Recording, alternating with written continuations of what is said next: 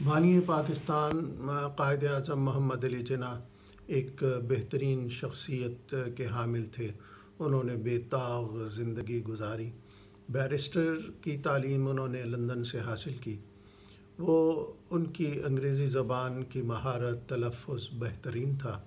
جب وہ لندن بیرسٹری کی تعلیم حاصل کرنے کے لیے گئے تو انہی دنوں اخبار میں ایک اشتہار چھپا جو شیکسپیرین تھیٹر کمپنی کی طرف سے تھا۔ انہیں ایک کردار کے لیے ضرورت تھی، تو قائد اعظم نے بھی وہاں درخواست دی۔ 70 کے قریب اور لوگ انگریز وہاں موجود تھے جو خواہش مند تھے کہ وہ کردار ادا کریں۔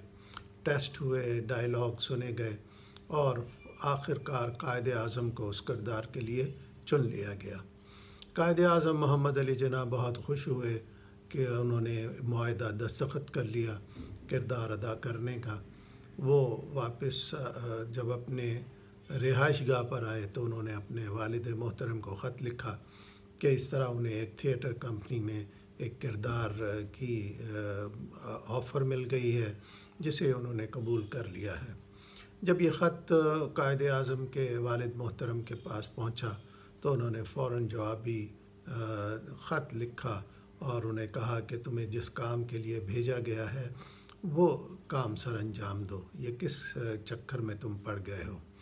تو قائد اعظم کو جب یہ اپنے والد محترم کا خط ملا تو وہ تھیٹر کمپنی کے مالک کے پاس گئے اور اسے کہا کہ وہ اس کردار کو اب نبھا نہیں سکتے۔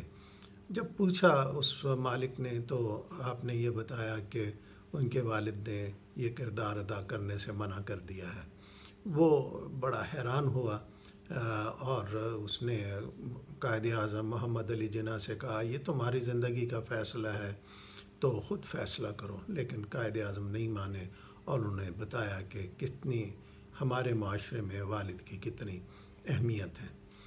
آپ ذرا ایک لمحے کے لیے سوچیں، اگر قائد اعظم محمد علی جناح اپنے والد محترم کا کہنا نہ مانتے، حکم عدولی کر دیتے تو کیا وہ پاکستان بنا سکتے؟ تو جواب نہ میں۔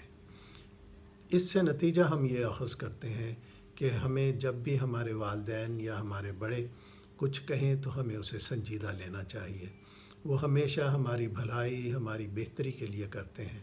وہ دنیا کے نشیب و فراز دیکھ چکے ہوتے ہیں اور اس کی روشنی میں جو بھی بات وہ ہمیں کہتے ہیں بہترین کہتے ہیں۔ تو ہمیں ہمیشہ ان کی بات کو، ان کی رائے کو احترام کی نظر سے دیکھنا چاہیے اور اس پہ عمل کرنا چاہیے، کیونکہ اسی میں ہماری بہتری ہوگی انشاءاللہ۔